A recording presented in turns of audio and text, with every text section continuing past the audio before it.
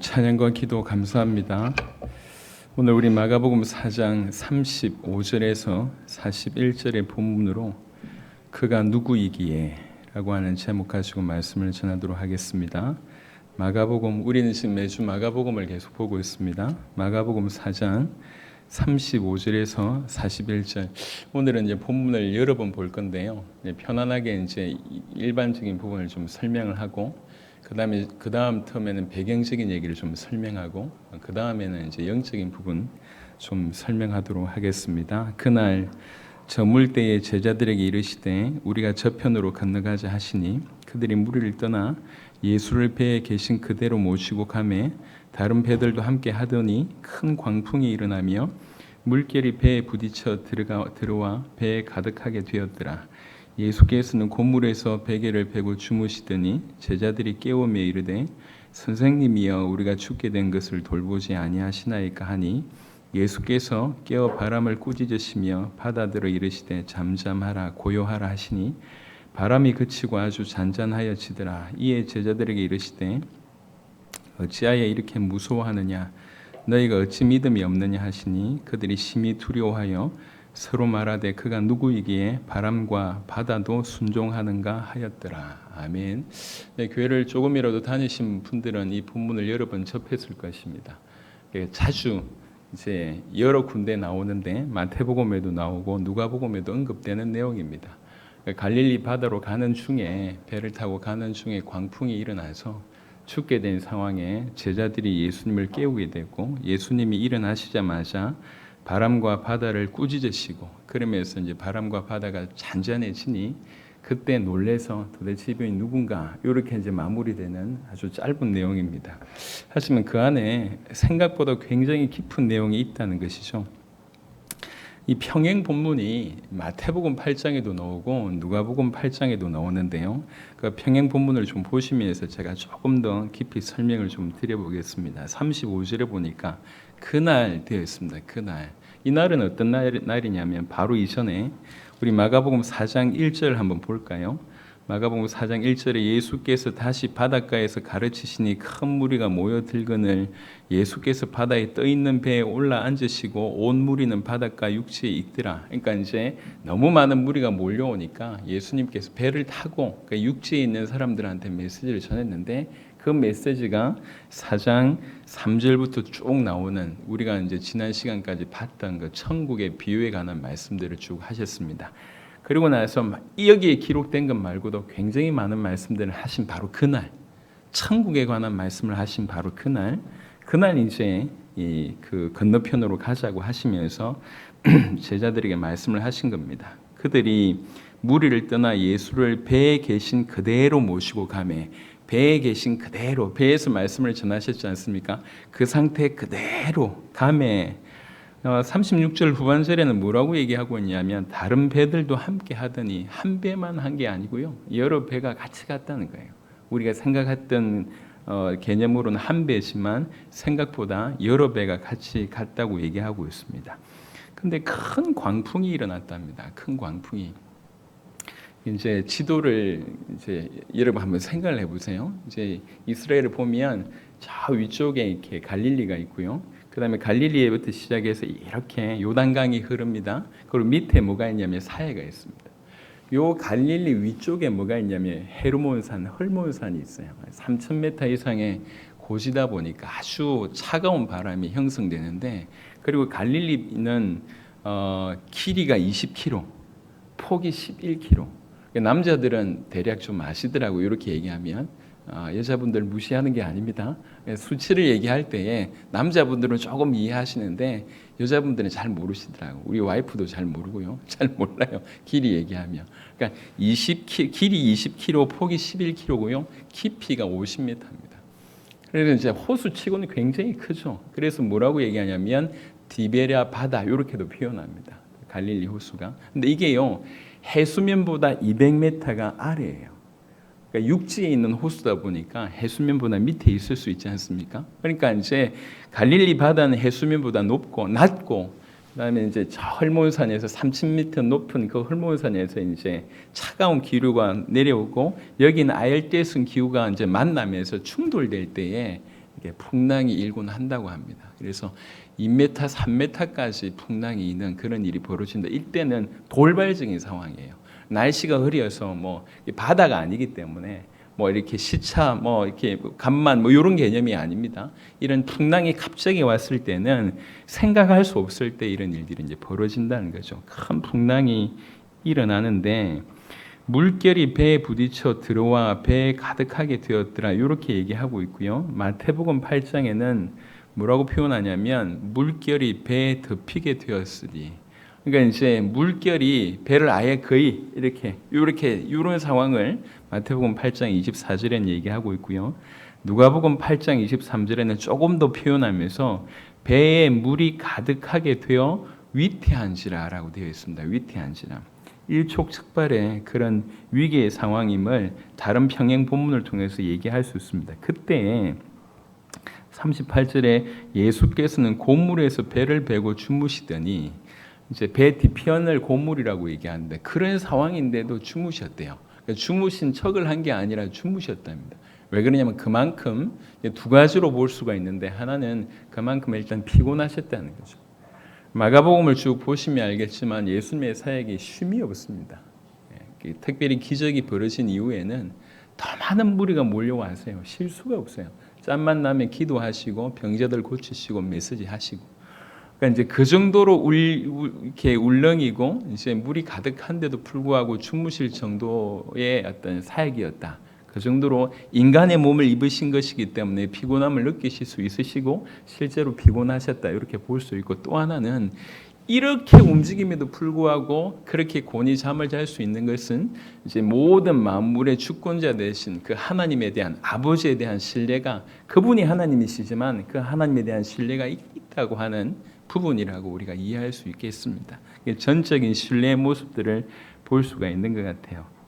38절에 예수께서는 고물에서 베개를 베고 주무시더니 제자들이 깨우며 이르되 선생님이여 우리가 죽게 된 것을 돌보지 아니하시나이까 하니 여러분 이거는 그냥 하는 말이 아닌 것 같아요. 다른 구절 한번 보겠습니다. 마태복음 8장 25절에는 주여 구원하소서 우리가 죽겠나이다 이렇게 얘기했고요. 누가복음 8장 24절에는 주여 주여 우리가 죽겠나이다 이렇게 얘기합니다. 여러분 이분들은 그냥 지금 뭔가 조금 잘 몰라서 이렇게 조금 두려워하는 사람들이 아니에요. 잘 아시듯이 12 제자들 중에 상당수가 어부입니다. 그들의 주 무대가 바로 여기예요. 갈릴리 바다는 그들의 평생을 보냈던 바다입니다. 갈릴리 호수입니다. 그리고 그들의 대부분 어부입니다. 그러니까 그 어부가 이렇게 될 정도는 상황이 심각하다는 거예요. 제가 이제 그 1년에 그래도 한두 번씩 배를 타고 이제 물고기 잡으러 갔었잖아요. 지난번에 우리 몇 개월 전에 우리 장로님들하고 몇 분 가셨지 않습니까? 제가 간 중에 가장 파도가 높았습니다. 예, 진짜로 그냥 그 탔던 대부분이 오바이트를 하고 처음부터 끝까지 오바이트 하는 사람만 있어요. 낚시 한 번도 못 하고. 저도 탔던 중에 가장 힘들었던 것 같아요. 예. 내릴 무렵에는 그런 생각했습니다. 다시는 안 오겠다 이런 마음을 느낄 정도로 너무 힘들었어요. 그 마음이 지금 점점 누그러지고 있습니다. 그런 중에도 우리 설 집사님이 고기 잘 잡으셨거든요. 그러니까 이제 한참 힘들고 하고 있는데 그 배 타는 선장 이런 분들은 전혀 아랑곳하지 않습니다. 그 부분에 왜 토하고 있냐 뭐 이런 눈길이에요. 이 정도는 간단하게 낚시할 수 있는 거 아니냐 이렇게 얘기를 하시는 거죠. 그러니까 배를 오래 탄 사람들은 다릅니다. 바다를 알잖아요. 그러니까 이 오래 탄 어부들이 이렇게 얘기할 정도면 이건 그냥 상황이 아니라는 거예요. 그냥 어쩌다가 이렇게 불만을 표하는 게 아니라 진짜로 딱 죽게 됐다 이런 겁니다. 그러니까 평생을 바다에 보냈던 사람이 우리 죽겠다라고 느꼈을 때니 보통 사건이 아닌 거예요. 그런 상황입니다. 일촉즉발의 그런 상황이죠. 그래서 막 예수님을 깨웁니다. 39절에 예수께서 깨어 바람을 꾸짖으시며 바다들에 이르시되 잠잠하라 고요하라 하시니 바람이 그치고 아주 잔잔하여지더라. 지금 어떻게 보면 굉장한 충격을 받는 사건이 벌어집니다. 예수님이 일어나시더니 갑자기 그 크게 치는 그 바람과 바다를 꾸짖습니다. 그러면서 이제 조용하라 하니 잠잠하라 고요하라 하니 바로 잠잠해지는 것이죠. 이 사건은 이전에 경험해본 사건과 질적으로 다릅니다. 이전에 경험했던 사건은 어떻게 보면 인간들의 어떤 병을 고치는 어떤 이런 유의 어떤 메시지라고 하면 지금 자연 만물이 완전히 고개 숙이는 이런 걸 목격하게 된 것이잖아요. 상상도 할 수 없는 일이 지금 눈앞에 벌어진 겁니다. 너무 충격을 받은 거죠. 놀라고 있는데 예수님께서 이에 제자들에게 이르시되 어찌하여 이렇게 무서워하느냐 너희가 어찌 믿음이 없느냐라고 얘기하십니다. 제자들에게. 여러분 우리가 만약에 그 배에 탔다고 하면 우리는 뭐 100에 100, 1000에 1000 다 이 모습을 가지고 있을 겁니다. 예, 요 정도까지 안 나도 조금 바람 치는 이제 바람 파도가 조금 높은 그런 배를 타도 다 죽겠다고 얘기할 겁니다. 그러니까 이제 죽을 수밖에 없는 환경이 객관적인 환경입니다. 그 환경에 무서워하는 것 당연하지 않냔 말이에요. 어떻게 보면 당연한 얘기예요. 당연한 얘기를 예수님 뭐라고 얘기하냐? 왜 믿음이 없냐? 이렇게 얘기하시는 거예요. 조금 이따 좀 살펴보겠지만 이게 지금 제자들한테는 이분이 하신 것도 기가 막히지만 왜 믿음이 없냐? 이렇게 물으신 것도 기가 막힌 거예요. 어떻게 보면 지극히 정상이고 본능인데 얘기를 하시는 거죠. 그들이 심히 두려워하여 서로 말하되 그가 누구이기에 바람과 바다도 순종하는가 하였더라. 사실 이 본문의 키는 이 부분입니다. 제가 조금 이따 말씀을 드리겠습니다. 일반적인 배경을 조금 더 얘기했고요. 조금 더 깊은 얘기를 한번 살펴볼 필요가 있겠습니다. 그날 저물 때에 다시 제자들에게 이르시되 우리가 저편으로 건너가자 하시니라고 얘기하면서 그들이 무리를 떠나 예수를 배에 계신 그대로 모시고 가매 다른 배들도 함께 하더니 큰 광풍이 일어나며라고 얘기합니다. 여러분 예수님 제자들이 예수님과 함께 가는데 광풍이 일어났습니다. 예수 믿으면 문제가 없을 거라고 생각한 것은 큰 오산입니다. 예수님과 함께 가는데 광풍이 일어났습니다. 요한복음 16장을 한번 보겠습니다. 요한복음 16장 33절입니다. 요한복음 16장 33절에 이것을 너희에게 이르는 것은 너희로 내 안에서 평안을 누리게 하려 함이라. 그러면서 세상에서는 너희가 환난을 당하나 담대하라 내가 세상을 이기었노라. 예수님이 하신 말씀입니다. 너희는 세상에서 환난을 당할 것이다. 왜 그렇습니까? 이 세상이 이미 사단의 손아귀에 있기 때문에 그렇고 또 일정 부분 하나님의 특별한 경륜 안에 하나님의 사람들이 시험 받도록 하나님이 허락하셨습니다. 그래서 분명히 이 땅에는 여전히 사단의 공격이 많고 하나님의 허락하심 속에서 여러 가지 어려운 일들이 일어날 수 있습니다. 지금 제자들과 함께 예수님이 계셨음에도 불구하고 광풍이 일어났다고 하는 사실입니다. 우리 인생길에 뭔가 오해하는 그런 경우들이 많은 것 같습니다. 예수 믿으면 무조건 축복이 오고 무조건 응답이 되고 하는 일마다 잘 되고 모든 것들을 이제 합력하여 선을 이룬다고 하면서 물론 그 말도 맞지만 대부분 환난이 없을 것이다, 어려움이 없을 것이라고 생각하고 있습니다. 하지만 그렇지 않습니다. 12제자들을 보더라도 12제자들이 만약 예수님을 만나지 않았더라고 하면 그렇게 큰 어려움이 있었을까요? 그냥 고기 잡고 살다가 세리 노릇 하다가 살다가 갈 분들이 그렇게 어려움이 있었겠습니까? 없었습니다. 오히려 그들은 예수님을 만났기 때문에 더 힘들었어요. 예수님을 만났기 때문에 더 공격의 타켓이 됐습니다. 예수님을 만났기 때문에 더욱 수많은 사람들이 이를 가는 대상이 되었습니다. 예수님을 만난다는 것은 문제가 없다는 것에 대한 얘기가 아닙니다. 예수님을 만나는 순간에 훨씬 더 환난 가운데 갈 수가 있습니다. 성경은 분명히 이렇게 얘기하고 있습니다. 우리가 먼저 알아야 될 부분이에요. 예수님이 타고 있음에도 불구하고 풍랑이 지금 치고 있다는 거예요. 중요한 것은 뭐냐면 풍랑이 치고 있지만 조금 이따 결론으로 얘기하겠지만 그 풍랑 안에 예수와 함께 있다는 겁니다.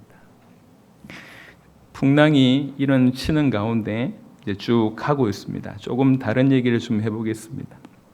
큰 광풍이 일어나며 물길이 배에 부딪혀 들어와 배에 가득하게 되었더라. 여러분, 예수님께서 우리에게 말씀하십니다. 예수님께서 35절에 저편으로 건너가자라고 얘기하셨습니다. 이 말은 무슨 말이죠? 예수님께서 그렇게 말씀하셨다는 것은 반드시 우리는 저편으로 건너가게 되어 있다고 하는 보장이 포함되어 있는 것입니다. 광풍이 일어나든지 지진이 일어나든지 해일이 일어나든지 말도 안 되는 어마어마한 일이 벌어진다 할지라도 우리 주님이 건너가자라고 얘기하신 것은, 함께 계시면서 건너가자라고 얘기하신 것은 반드시 건너가게 하겠다는 것입니다. 그 가는 길에 이런 광풍이 일어날 수 있고 예측할 수 없는 상황이 벌어질 수 있다 할지라도 그가 말씀하셨다고 하면 반드시 그가 이루실 것입니다. 이런 부분들을 우리가 기억하시면 좋겠습니다. 왜 그러냐면 지금 사실 전 세계가 광풍이고 또 개인적인 광풍에, 어떤 인생의 광풍에 맞이하고 있는 분들이 많습니다. 경제부터 시작해서 예기치 못한 수많은 일들이 지금 벌어지고 있지 않습니까? 바이러스 하나 터졌는데 어떻게 사회가 이럴 수 있습니까? 너무 많은 어려움이, 예상할 수 없는 어려움이 막 폭포수같이 몰려오고 있습니다. 광풍일 수 있습니다. 어떤 면에서는 그 광풍을 하나님이 허락하셨다고 해도 과언이 아닐 수 있습니다. 38절에 예수께서는 곤물에서 배를 베고 주무시더니, 우리 김용희 선교사님 자주 말씀하시는데 우리 예수님의 주특기가 침묵이다 이렇게 표현을 하시던데, 예수님의 주특기가 잠자시는 것이다 이렇게 표현을 하시는데, 희한합니다. 광풍이 불 때 즉각 응답을 안 하시는 그런 모습이 가끔씩은 우리 가운데 경험됩니다. 가장 필요할 때 응답을 안 하시는 것 같고 가장 다급할 때 손을 안 내미시는 것 같아요. 사실은 그 응답할 때 역사하면 참 좋겠는데 우리 주님은 그 응답, 바로 그 위기의 순간에 우리에게 응답을 주시는 것보다 뭔가 더 큰 계획을 가지고 있다는 것입니다. 그게 기가 막힌 노릇이죠. 우리 입장에서는 당장에 어떻게든 잠잠했으면 좋겠는데, 내가 살았으면 좋겠는데, 그게 우리의 바람인데 우리 주님은 그게 아닙니다. 여러분, 이 항해의 제안자가 누구냐면 예수님이 이 항해를 제안을 하셨다는 거예요. 계획이 그분에게 이미 있다는 거예요. 어쩌다가 일어난 광풍이 아닙니다. 하나님의 계획 속에 일어난 일입니다. 광풍이 목적이 아닙니다. 이 사람들에 대한 목적이 있다는 거예요. 그 제자들에 대한 목적이 그 안에 이미 숨어 있다는 겁니다. 곤물에서 베개를 베고 주무시더니 혹여, 여러분, 광풍 가운데 하나님께서 침묵하시는 것처럼 보이고 주무시는 것처럼 보이더라도 그 안에 큰 숨은 계획이 있음에 여러분 믿음을 드리시길 바랍니다. 제자들이 깨우며 이르되 선생님이여 우리가 죽게 된 것을 돌보지 아니하시나이까. 우리가 주목해야 될 부분 중에 하나가 요 얘기예요. 선생님이여라고 부릅니다. 아직 제자들은 예수님을 선생님 정도로 알고 있습니다. 마태복음 8장과 누가복음 8장에는 주여라고 부르기도 하였습니다. 하지만 우리에게 두 본문을 통해서 알 수 있는 것은 여전히 아직까지는 스승과 제자 정도의 관계를 형성하고 있다는 거예요. 적어도 제자들은요. 이분이 누군지도 모르기 때문에 주여라고 부르지만 사실 이렇게 두려워하고 있습니다. 두 가지입니다. 하나는 아직 그들의 관계가 명확하지 않음과, 또 하나는 심지어는 주여라고 부르면서도 불구하고 그 주님을 모시고 있다는 그분에 대해서 정확하게 모르고 있다는 이 부분이 이 안에 암시적으로 들어 있습니다. 여러분, 사실은요, 우리 인생길에 제가 볼 때 가장 중요한 부분 중에 하나가 뭐냐면 예수가 누구이신지를 아는 것과 그분이 나와 무슨 관계에 있는지를 아는 것이 다른 모든 요소에 선행합니다. 그분이 어떤 일을 하셨고 그분을 통해서 우리에게 무슨 유익을 주시든지 간에, 사실 이게 결론으로 얘기를 드릴 건데요. 그분이 무슨 일을 하셨고 그분이 우리에게 무슨 유익을 주시든지 간에 우리에게 주시는 수많은 유익들이 있습니다. 그것보다 더 선행해야 될 것은 뭐냐면 그분이 누군가 하는 것입니다. 그가 누군가, 그리고 그가 나와 무슨 관계가 있는가. 믿음은 바로 여기에서 출발됩니다. 여기에서 출발되는 거예요. 그런데 지금 이 인생 풍랑 치는데 예수님을 선생님 이래가지고는 이 인생 풍랑 못 이긴다는 얘기입니다. 이해하시겠습니까? 주유라고 얘기하시면서 제가 이제 모태신앙으로 계속 살아왔는데 그냥 예수님을 주라고 부르는 것은 너무나 일반적인 얘기입니다. 정말 수많은 사람들이 주여라고 부르는데 주여라고 부르면서 그들의 기도 내용을 가만히 들어보면 한숨이 나올 때가 많습니다. 도대체 저분은 예수님을 주라고 부르면서 예수님을 도대체 어느 정도 생각하고 있는가, 이런 의문이 들 때가 많아요. 저렇게 능력이 없는 분으로 이해하고 있는가? 저렇게 몰상식한 분으로 이해하고 있는가? 저렇게 수준 낮은 귀신 정도로 이해하고 있는가 싶을 정도가 많아요. 기도를 열심히 하는데 그 기도의 대상을 들어보면 그 기도의 대상을 어떻게 인지하고 있는지를 알 수 있잖아요. 이렇게 대화를 해보면 사람을 어느 정도 인정하고 내가 대화하는지 안 하는지 알 거 아닙니까? 하나님께 기도하는데 그 기도의 내용을 가만히 들어보면 과연 이분은 하나님을 어느 정도 생각하고 있는가? 돈 몇 푼 못 주는 그런 하나님으로, 아니면 이렇게 인색해서 한두 번 요구할 때는 안 주고 한 100번 요구하면 주시는 그런 악한 하나님으로 이해하고 있는가 싶을 정도입니다. 하나님의 계획이 있다라고 하는 생각은 안 하고 왜 안 주냐는 거죠. 때만 계속 쓰고 있는 이런 수준들, 스스로 하나님을 그렇게 인지하고 있는 것 같아요. 여러분, 우리가 다시 본문을 보시면서 예수가 누구이시며 우리와 무슨 관계가 있는지를 깊이 보시길 바랍니다. 그게 중요합니다. 우리 인생의 광풍이 몰아칠 때에 예수님을 그냥 적당하게 우리가 익히 정보로 알고 있는 수준 가지고는 절대로 이길 수가 없습니다. 예수께서 39절에 깨어 바람을 꾸짖으시며 바다들을 이르시되 잠잠하라 고요하라 하시니, 여러분 마치 이 바람과 바다를 뭐로 보시냐면 인격체로 대하신 것 같은 느낌이 듭니다. 이건 어떤 느낌이냐면 이 자연 만물에 대한 절대적인 지배력이 그분에게 있구나를 표현하는 겁니다. 지금 바로 이 순간에는 하나님의 본체로서 그 하나님의 능력을 수행하고 있는 모습이라고 볼 수 있습니다. 피조물에 대한 창조주의 권위와 능력을 한껏 보여주는 장면, 본인이 창조주임을 한껏 보여주는 그런 장면이라고 볼 수가 있습니다. 그래서 우리 주 예수님께서는 우리 인간계를 통치하시고 섭리하실 뿐만 아니라 영계도 통치하시고 섭리하시고, 오늘 이 본문을 통해서 명확하게 알 수 있는 것은 자연계, 모든 자연 만물, 우주 만물을 다 통치하시고 섭리하시고 창조하신 바로 그분이라고 하는 사실들을 깨닫게 되길 바랍니다. 여러분, 우리는 가끔씩 뭔가 이제 성경 본문을 보면서 그냥 이제 전혀 감정 없이 넘어갈 때가 많습니다. 깊이 있게 못 보는 그런 우리 우정. 생각을 해보세요. 지금 제자들은 굉장히 큰 충격을 받았습니다. 왜 충격을 받았냐면요, 이 제자들은 예수님께서 행하신 그 기적과 능력과 표적을 보고 정말 이분이 하나님의 아들이신 것 같다라고 믿어졌기 때문에 자기 인생을 드린 사람들입니다. 한 번 본 사람들이 아니에요. 이미 마가복음 4장까지 오기 전에 한번 쭉 보겠습니다. 마가복음 1장을 보시면 1장 21절부터 28절에 더러운 귀신 들린 자를 고치시는 장면이 나와요. 1장 29절부터 34절에는 사람들이 너무 많이 몰려와서요, 저물 때 해질 때까지 모든 병자와 귀신 들린 자들을 데려와서 다 고치는 그런 일이 이제 벌어집니다. 1장 40절부터 45절에는 나병 환자를 깨끗하게 하고요. 2장 1절부터 12절에는 중풍병자를 깨끗하게 하고요. 3장 1절부터 5절에는 손마른 자를 깨끗하게 합니다. 여러분, 탈모를 고치신 게 아니에요. 무좀 고치신 게 아니라 그냥 간단한 병들을 고치신 게 아닙니다. 그 시대에 있어서는 절대로 못 고친다라고 깨달아지는 그런 병들을 계속 고치는 거예요. 그런 기적들을 계속 봐오면서 이분 정말 하나님의 아들이다, 이분이 하나님 보내신 구원자다라고 뭔가 여겨졌기 때문에 자기 인생을 드린 겁니다. 자기 인생을 드렸습니다. 우리는 이렇게 일주일 합숙, 그다음에 2주 합숙, 이게 아니라 지금 기한 없는 합숙입니다. 십자가 질 때까지 그냥 합숙이에요. 자기 인생 전체를 오롯이 드렸습니다. 여러분, 이게 쉽습니까? 여러분, 직업을 그만두고 뭔가를 위해서 자기 인생을 드린다는 게 절대 쉽지 않습니다. 자기 인생을 드릴 만큼 뭔가 받던 사람들이에요.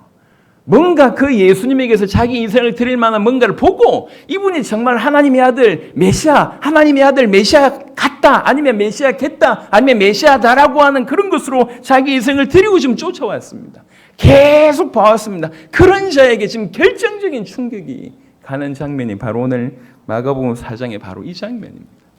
병을 고치고 수많은 병자들을 낫게 하는 것이 어떻게 보면 상식이 됐던 사람들입니다. 오늘도 병 고치셨나? 이게 이제 더 이상 놀람이 안 되는 그런 분위기. 그런 분위기 속에서 지금 바다와 죽게 됐던 그 상황에 바다와 바람을 잠잠케 하는 그런 일들이 일어나게 되는 걸 보면서 제자들은 큰 충격을 받습니다. 하나님의 아들이었다라고 생각했지만 진실로 하나님의 아들이구나, 하나님이시구나, 메시아구나. 이 충격은 정말 쉽사리 없을 것 같아요. 제가 그때 낚시하면서 간절히 이 본문이 기억났어요. 빨리 좀 잠잠해졌으면. 이게 고기를 잡고 안 잡고 떠나서 이게 너무 울렁거려서, 속이 울렁거려서 이게 토하고 싶은 마음이 계속 들어서 이렇게 왜 우리에게는 응답을 안 해주시냐 이러면서 낚싯대 들이오면서 제가 이 본문이 굉장히 생각이 많이 났는데, 여하튼 여러분, 그 엄청난 바람과 파도가 일시에 잠잠해진다는 것은 어부들이잖아요. 없는 일입니다. 자기 일생에 경험해 보지 못한 일이에요. 정말로 그 말씀으로 말미암아 잔잔해지구나라고 하는 충격이 아주 깊이 갔습니다. 어부들이라니까요. 전공 분야들입니다. 이게 불가능하다는 걸 알고 있습니다. 이 어마어마한 자연 만물이 이분의 말씀 한마디에 순종하는구나. 그러면서 이제 그분을 다시 보게 되죠. 도대체 이분이 어떤 분이지? 몰랐겠습니까? 지구상에 그 누구보다도 예수님을 가장 잘 아는 분들 아니겠습니까? 적어도 이 수준만 하더라도. 지금 마가복음 4장에 예수님과 함께 배를 탔던 바로 그 수준만 하더라도 우리하고 비교해 볼 때에 지구상에 그 어떤 누구보다도 예수님을 많이 경험했던 사람들이었을 것입니다. 그런 사람들이 하는 얘기예요. 도대체 이분이 누구지? 저는 우리 인생이 이런 고백이 연속이어야 된다고 생각을 합니다.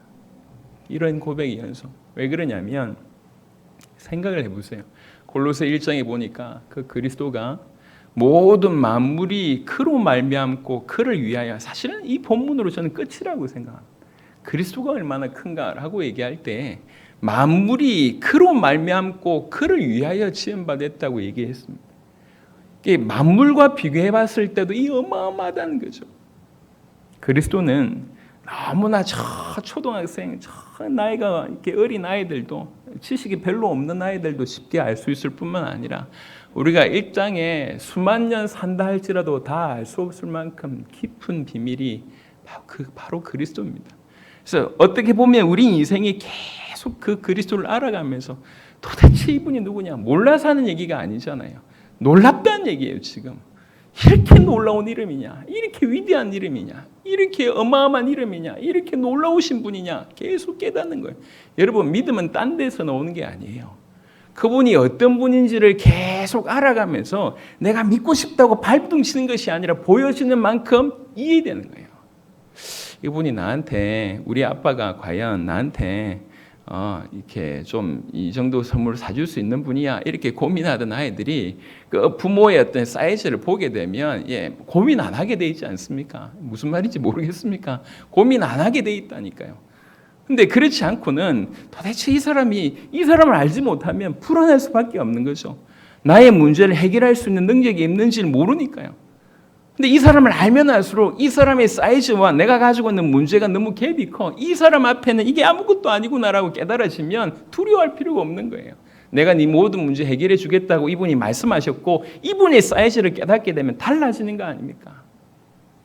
문제가 딴 데 있는 것이 아니라 우리가 알고 있는 예수님이 작다고 하는 바로 그 부분에 문제가 있다는 것이죠.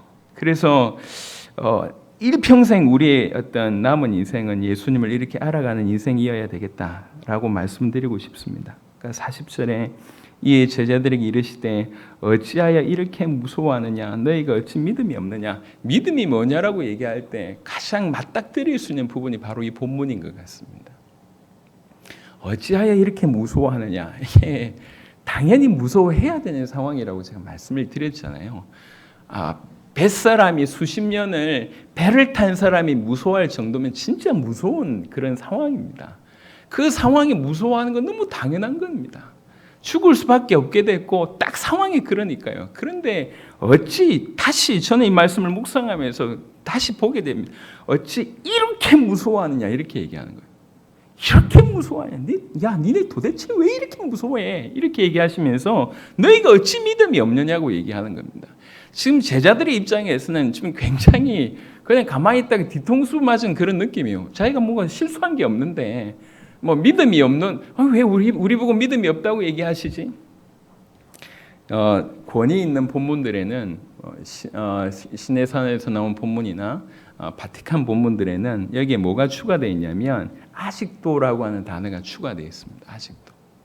너희가 아직도 믿음이 없느냐 이렇게 추가되어 있습니다. 이만큼 보여줘도 몰라 요 얘기예요. 이만큼 보여줘도 내가 누군지 모르겠어? 내 안에 있는 하나님의 능력을 모르겠어 요 얘기예요. 내가 지금까지 봐왔지 않냐? 안 보여주신 게 아니라 숱하게 보여주셨지 않습니까?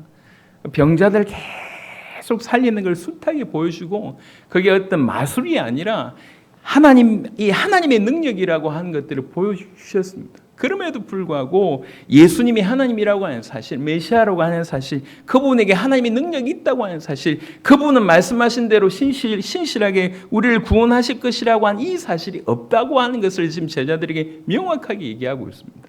그럼 아까 말씀을 드렸습니다. 제자들은 자기 인생을 드린 사람들입니다. 그리고 지금도 예수님을 따라왔습니다. 따라와 있잖아요. 객관적으로 볼 때 지구상에 그 누구보다도 믿음 좋은 사람들입니다. 안 맞습니까? 제가 이해가 틀린 이해입니까? 저는 이렇게 생각합니다. 생각을 해보세요. 자기 인생을 드린 믿음 얼마나 대단한 믿음입니까? 지금 이렇게 배까지 같이 타고 있습니다. 자기 인생을 드리고 여기까지 예수님이 가는 어디든지 따라가겠습니다라고 하는 인생들이잖아요. 아니, 이 인생들이라면 지구상에 최고의 믿음 좋은 인생들 아닙니까? 근데 그들에게 하는 얘기예요. 왜 이리 무서워하냐? 내가 어떻게 믿음이 없냐? 이렇게 얘기하시는 거예요. 여러분, 하나님이 우리 주님이 말씀하신 믿음이 도대체 어떤 것인지를 아주 명확하게 볼 수 있는 장면인 것 같습니다. 오랫동안 교회 다닌 것이 믿음이 아닐 수 있습니다. 예수님 보신 기준에는요. 그분을 따른다고 하면서 뭔가 헌신을 하고 뭔가 많은 부분들을 드렸고 시간을 드리고 물질을 드리고 인생을 드리고 헌신을 하고 뭔가 다양한 활동을 하는 것들을 예수님께서는 그게 믿음이냐 아니냐 아예 상관조차도 안 하실 수 있습니다. 우리가 어떤 행동한 게 지금 중요한 게 아니에요. 진짜 중요한 걸 여기서 물어보시는 겁니다. 여기서 도대체 원하는 믿음이 뭐냔 말이에요.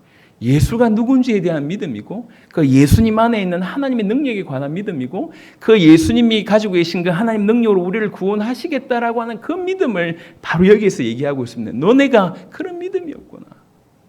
우리는 자부하면서 따라가고 있는데 내가 최고로 주님을 섬기며 내가 내 인생을 드리며 전체를 드렸고 예수님 가시는 어느 곳이든지 따라가고 있는 나름 자부하고 있는 나에게 우리에게 제자들이 얘기합니다.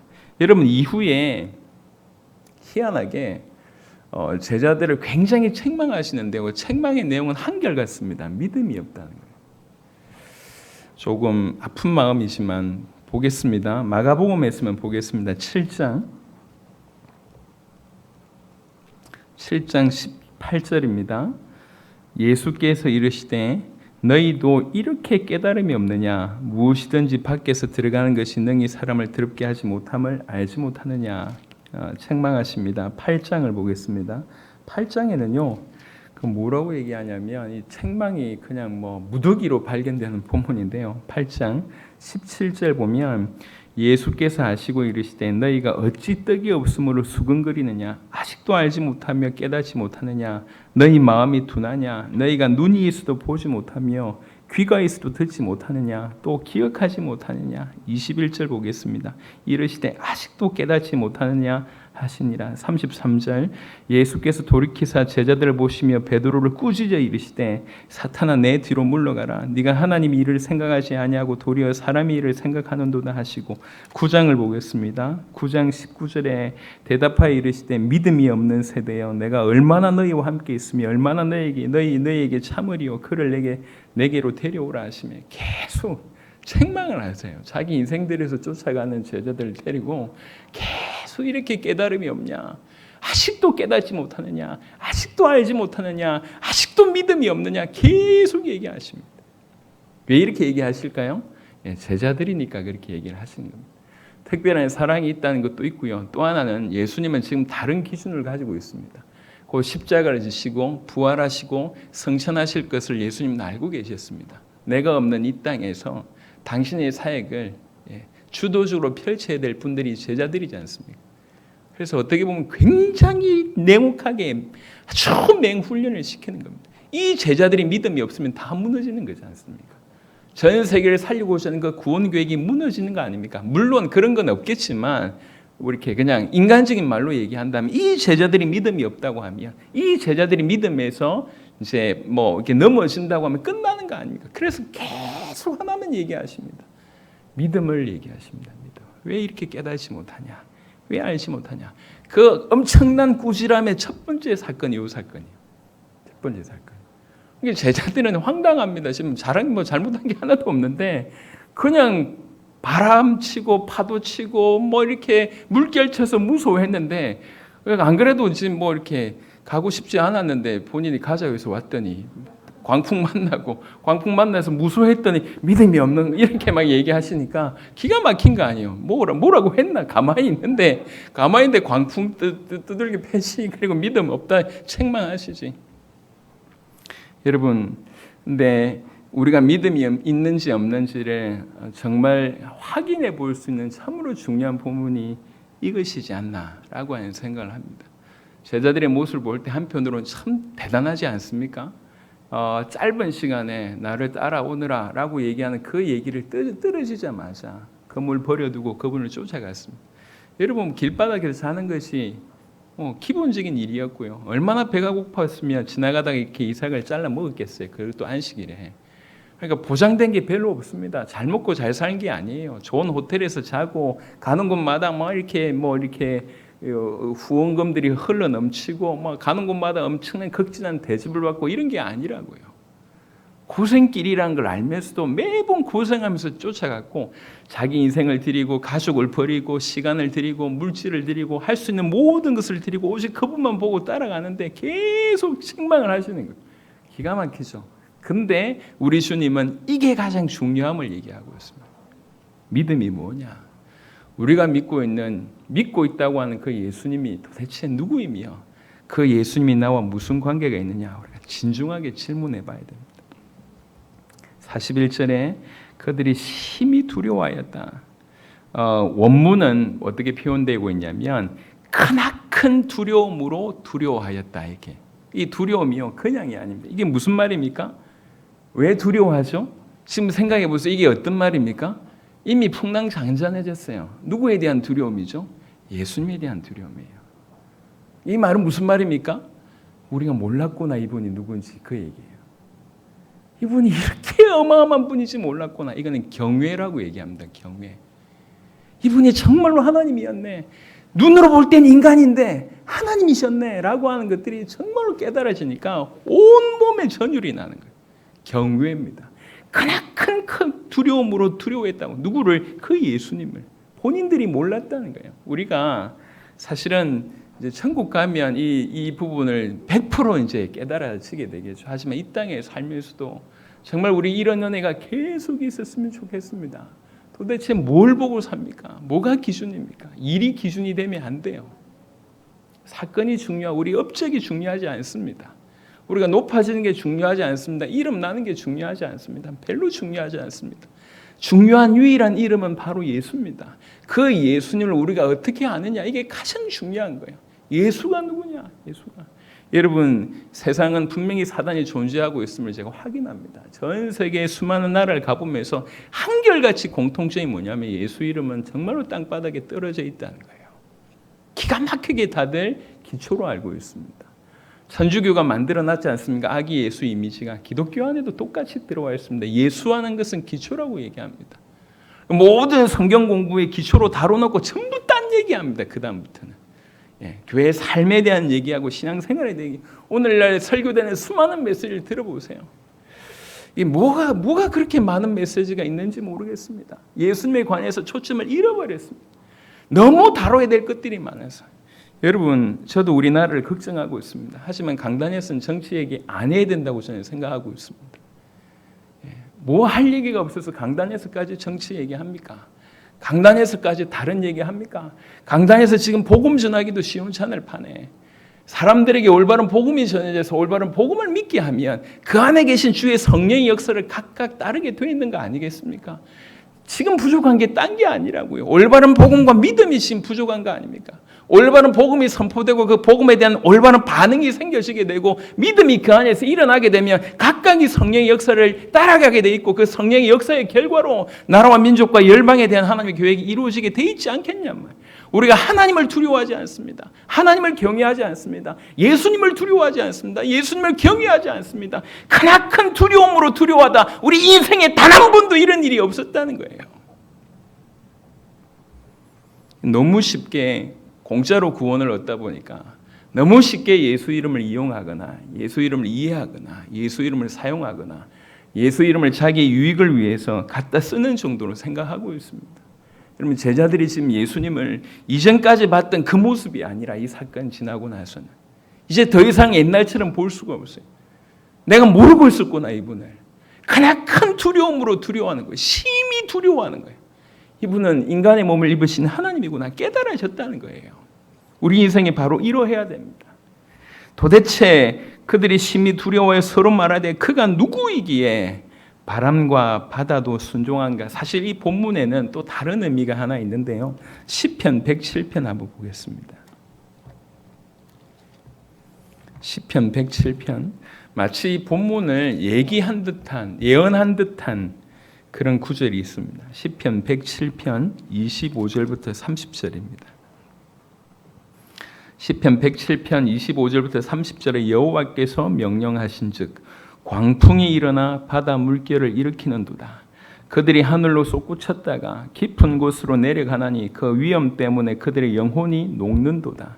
그들이 이리저리 구르며 취한 자같이 비틀거리니 그들의 모든 지각이 혼돈 속에 빠지는도다. 이에 그들이 그들의 고통 때문에 여호와께 부르짖음에 그가 그들의 고통에서 그들을 인도하여 내시고 광풍을 고요하게 하사 물결도 잔잔하게 하시는도다. 그들이 평온함으로 말미암아 기뻐하는 중에 여호와께서 그들이 바라는 항구로 인도하시는도다.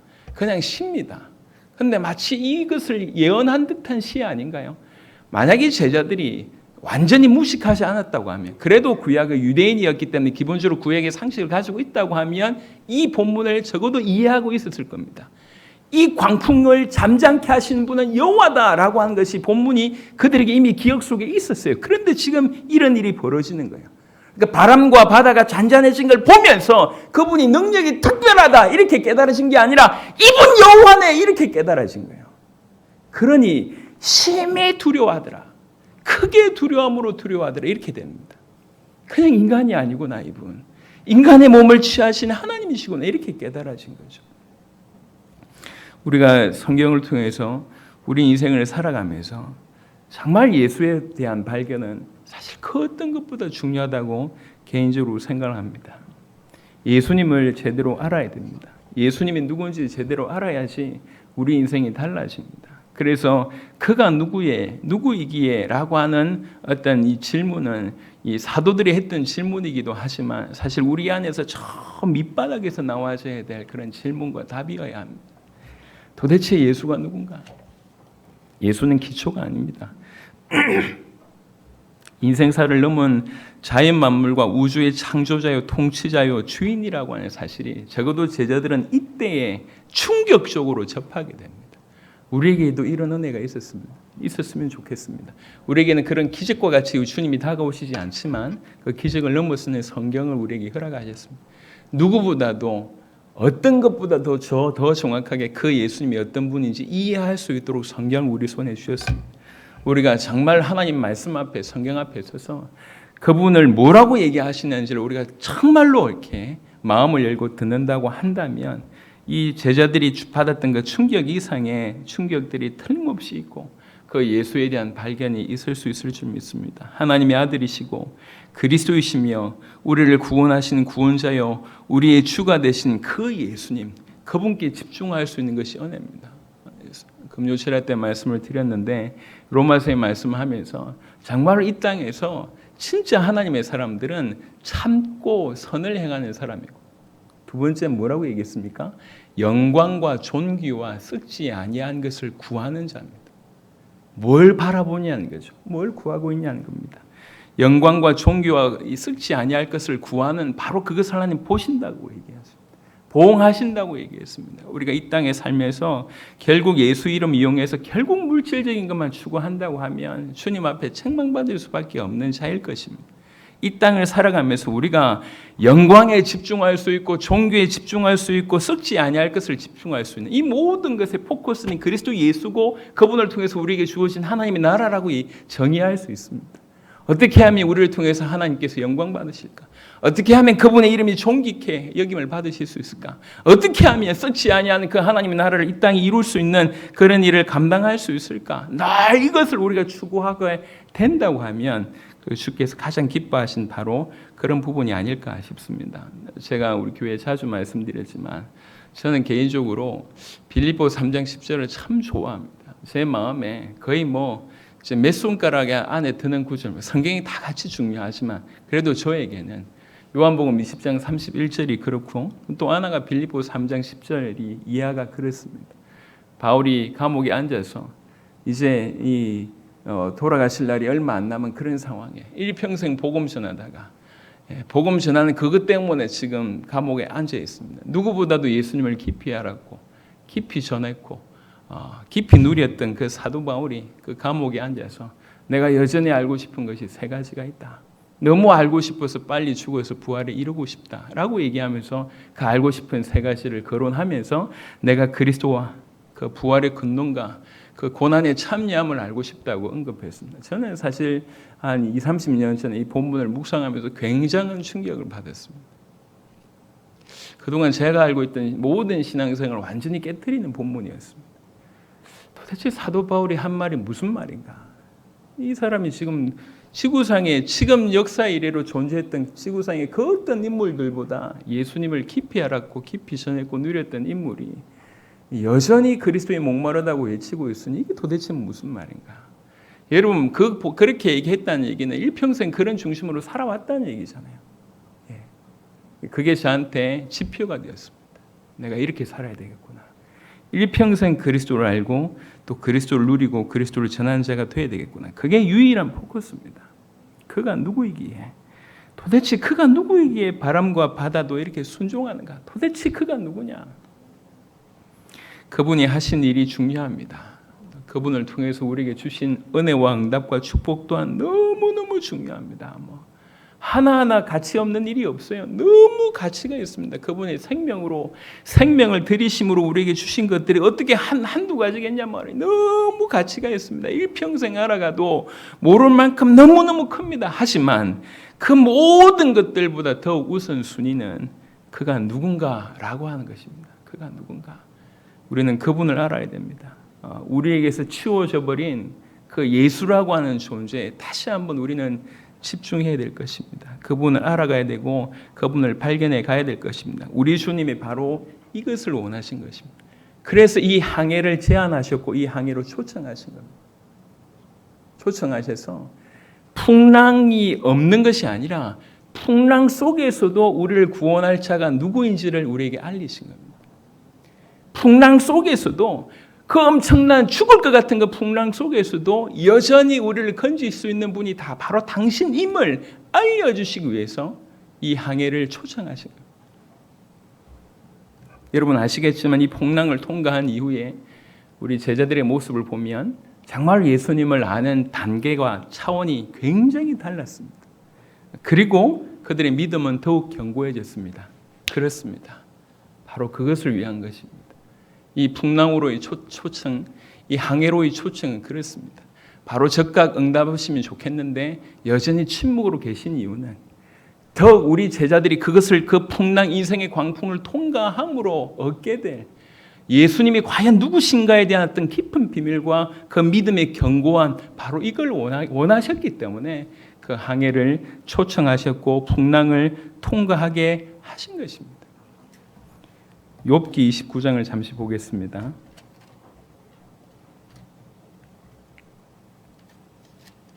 아까 우리 찬양을 드렸던 부분입니다.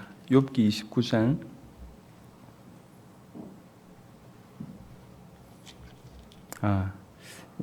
본문이 좀 너무 많습니다.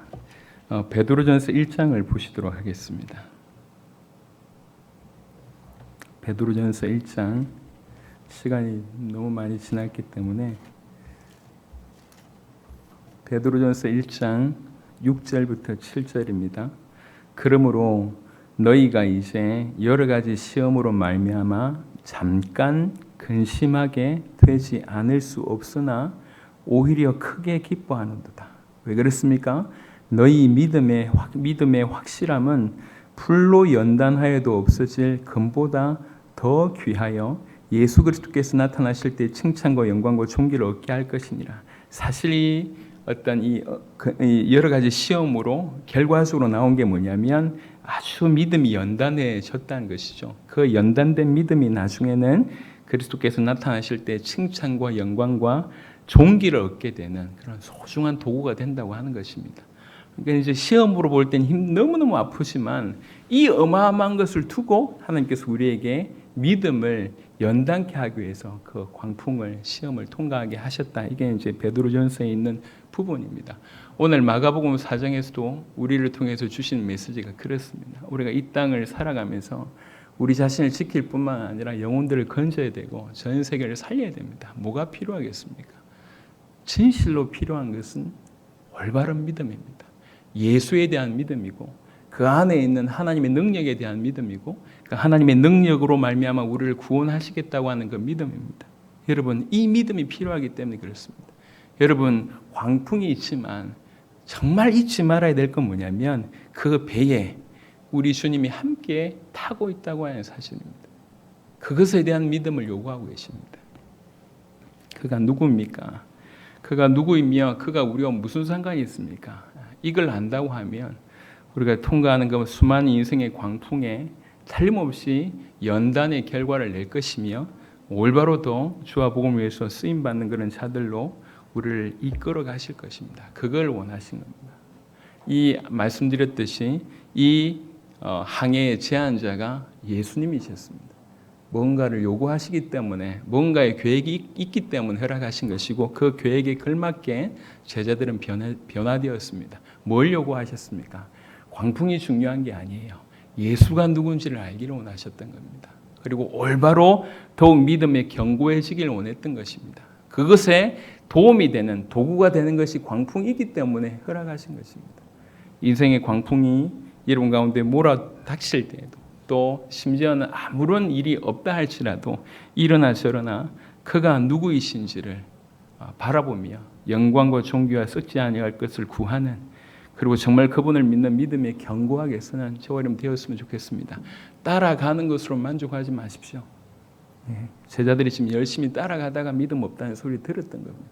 매 순간 예수에 대해서 알아가고 또 예수님에 대해서 그분의 그 안에 있는 그 하나님의 능력을 믿음으로 어떤 상황 가운데서도 흔들리지 않는 그런 자, 그게 믿음이 있다고 칭찬 듣는 자가 될 것입니다.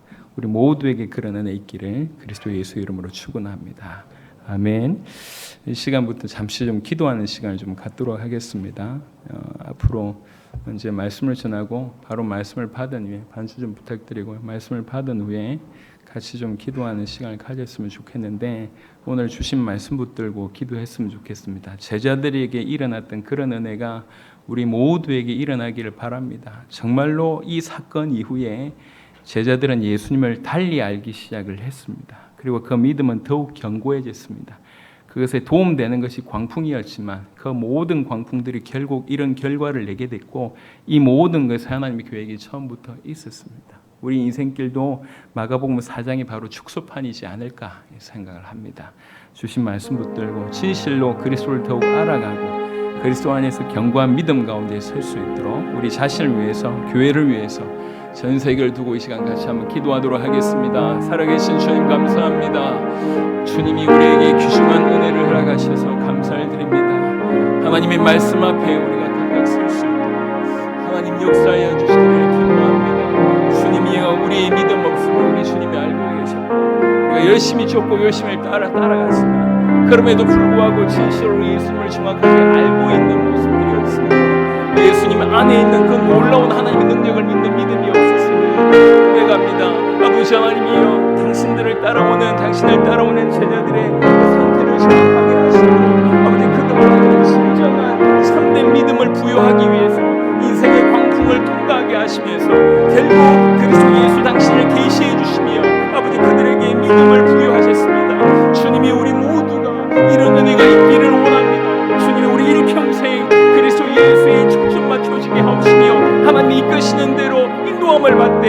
정말 매 순간 그리스도 예수를 알아가고 그리스도 예수에 대한 그런 믿음이 깊어져 갈 수 있도록 하나님 역사해 주시길 기도합니다.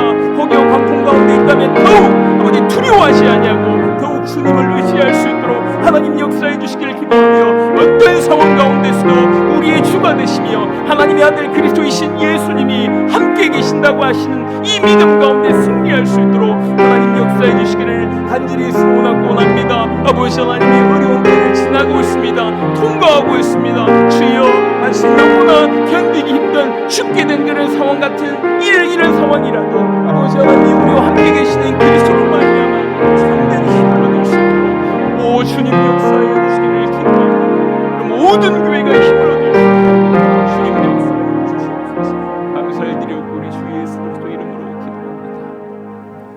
하나님 예배 드릴 수 있도록 축복하심을 감사합니다. 어느 현장에 있든지 예배자로 하나님 앞에 설 수 있도록 축복하심을 감사를 드립니다. 예배 귀한 줄 알게 하여 주옵소서. 특별히 하나님께서 주신 말씀을 통해서 다시 한번 제자들의 고백에 큰 우리의 메시지가 됩니다. 누구보다도 예수님을 잘 알고 예수님을 많이 경험하고 따랐던 그 제자들이 정말 심중 깊은 곳에서 나왔던 고백으로 그가 도대체 누구냐라고 고백했던 바로 이러한 모습이 우리 일생 전체에 일어날 수 있도록 하나님 역사하여 주옵소서. 계속 그리스도이신 예수님을 알아가는 우리가 되게 하시며 그 믿음에 견고하게 서는 우리가 되게 하여 주옵소서. 그 일을 위하여 하나님께서 가끔씩 인생의 광풍을 허락하실 때에 더 이상 두려워하지 말고 이 배에 예수님이 함께 타셨음을 깨닫고 믿음을 드리는 장성한 자 다 될 수 있도록 역사하여 주시옵소서. 우리를 사랑하셔서 이런 놀라운 계획을 가지시고 우리를 세밀하게 인도하시는 그 하나님을 찬양합니다. 우리를 건지신 그리스도 예수 이름을 높입니다. 영광과 존귀와 썩지 아니할 것을 계속 구하는 우리 모두가 될 수 있도록 역사하여 주옵소서. 감사를 드리옵고 우리 주 예수 그리스도 이름으로 기도드렸습니다. 아멘.